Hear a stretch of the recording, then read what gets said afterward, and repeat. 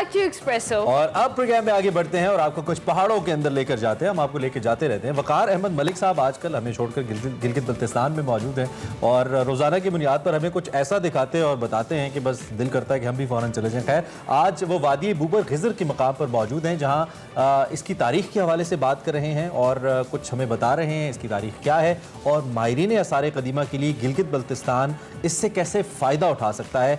वकार अहमद मलिक से ही जानते हैं, इस वक्त हमारे साथ हैं। जी वकार भाई, ये जो तारीख है इस इलाके की और इससे कैसे फ़ायदा उठाया जा सकता है, बताइएगा।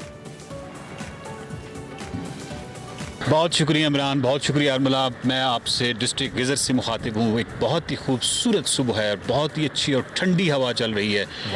ये लफ्ज़ ठंडी हवा इस्तेमाल करके मैं बिल्कुल आपको जलाना नहीं चाह रहा, लेकिन क्योंकि जो हकीकत है वो हकीकत है, वो मुझे बतानी है।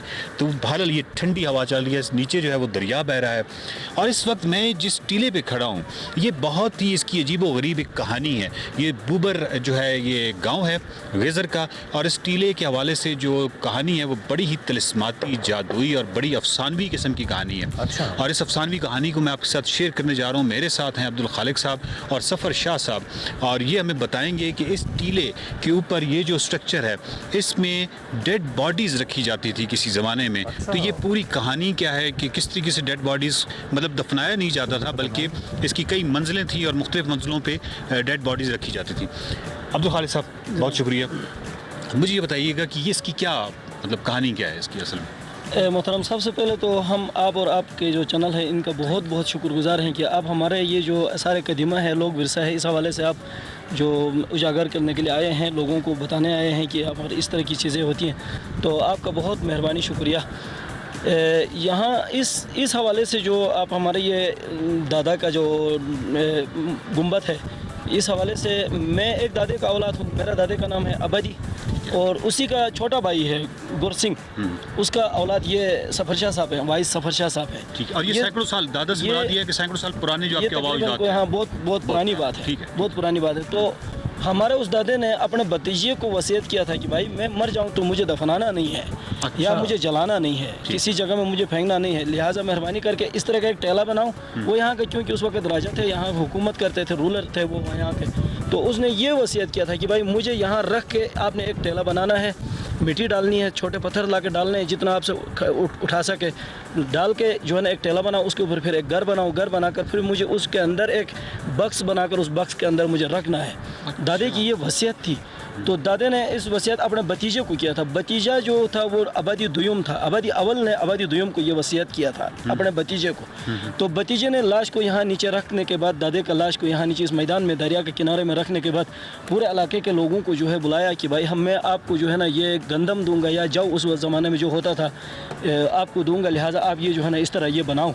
यानी तो, ये सफ़र शाह साहब, मैं ज़रा आपसे ये पूछना चाहूँगा कि ये जो टीला है ये सारा टीला बनाया गया है, मतलब ये कुदरती नहीं है, इतना बड़ा टीला उस वक्त लोगों ने बनाया था? हाँ, बहुत ही शुक्रिया वकार साहब। ये जो टेला जिसके ऊपर हम खड़े हैं ये टेला मसनूई है, आर्टिफिशियल लोगों ने बनाया है इसको। ये कुदरती तौर पर कोई बना हुआ टेला नहीं है।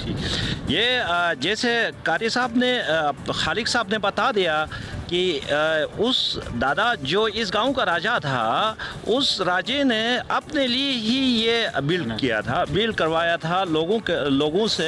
ये मसनूई ही है, कोई कुदरती टेला नहीं है।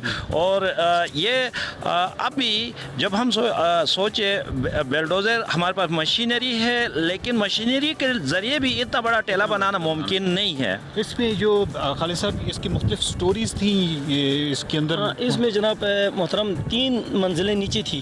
अच्छा, इससे नीचे थी। हाँ, एक ये मंजिल थी, एक इसके ऊपर मंजिल थी, इसके ऊपर एक थी। हाँ, वो जो ये मुदहम हो गया तो इसको बनाने वाला कोई नहीं आया यहाँ पर। ये इस मंजिल में लाश रखते थे वो लोग हिस्ट्री के मुताबिक। इसमें एक लाश जब नई ताज़ा लाश आती थी यहाँ रखते थे, रखने के बाद फिर ऊपर वो बैठते थे, ऊपर जो है मुतबरीन ऊपर बैठते थे। वहाँ से यहाँ पीछे से सीढ़ियाँ थी, सीढ़ियों से गुजरते हुए इधर आकर उस लाश को नीचे ले जाकर, नीचे 3 मंजिलें थी, नीचे बॉक्स थे, अंदर मंजिलें थी, उन मंजिलों के साइडों पर बक्स वो जो बनाए नीचे थे। 3 बॉक्सेस हैं, अब ये मुनहदिम हो गया है? हाँ मुनहदिम हो गया। ये तो नीचे वाली 3 मंजिलें मुकम्मल ख़त्म हो गई, एक मंजिल रहती है, इसके ऊपर जो है ना ये मंजिल रहती है, इसके ऊपर जो थी वो ख़त्म हो गई। इमरान अरमला, मैं आपको ये बात बता दूं कि अगर ये 3 मंजिलें जो नीचे थी ये होती भी तो मैंने नहीं जाना था। मतलब नीचे यहाँ पे डेड बॉडीज रखी जाती हैं। अगर आप ये समझते हैं कि आपके तजस्सुस को पूरा करने के लिए, उसकी हवा को, जो आपकी तजस्सुस इस वक्त आपको है, तो उसको करने के लिए मैं नीचे जाऊँ, ये कभी नहीं हो सकता। तो इसकी आप हमें मालूम है वैसे क्योंकि नीचे जा भी नहीं सकते। सिर्फ एक ये जो नीचे मंजिल नजर आ रही है, एक मंजिल यहाँ पे कभी हड्डियाँ और इस तरह की अभी चीजें भी है, अभी भी मौजूद है। अच्छा, मैं बिल्कुल भी नहीं जाऊँगा। तो यहाँ पे इसका मतलब है कभी कोई आर्कियोलॉजिस्ट आए हैं, उन्होंने कभी कोई इस पे तहकीक की है?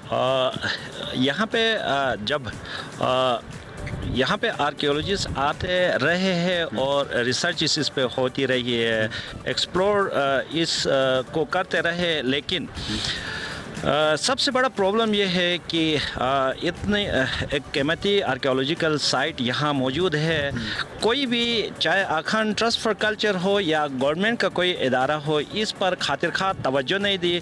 और हमारी ज़िंदगी में जब हम छोटे थे तो ये अपने अच्छे हालत में मौजूद थी ये साइट, लेकिन तवज्जो नहीं होने की वजह से पिछले 30-40 सालों में ये सारा, ये 30-40 सालों में ये पूरा ख़त्म हो गया। और अगर कोई इदारा तवज्जो नहीं देगा तो इससे भी ये ज़्यादा ख़राब हालत में हो जाएगा। एक दिन ऐसा आएगा बिल्कुल ये ऐसे ख़त्म हो जाएगा। इसकी जनाब रिटर्न में मेरे पास इसका हिस्ट्री यही आपसे पूछना चाह रहा था, मेरे पास है, आपने बताई है। जी वो मेरे पास रिटर्न में सीना पसीना आ रही है?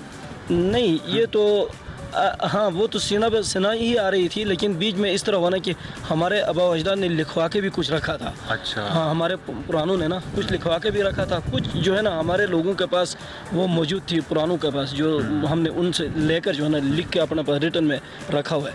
तो यहाँ से जो हड्डियाँ लेके जाते थे, हमारे मेडिकल के लड़के ही ले जाते थे।